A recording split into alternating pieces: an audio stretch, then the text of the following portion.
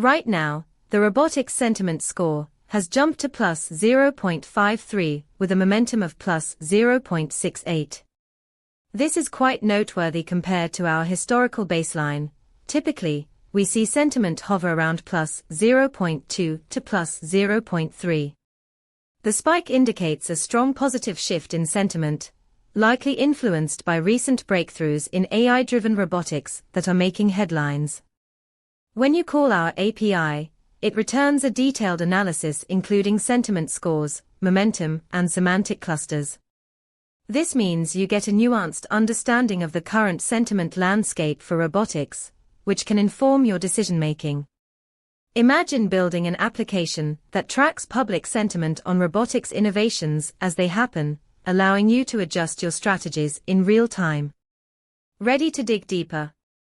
Check out pulsebit.lojenterprise.com/docs for more information.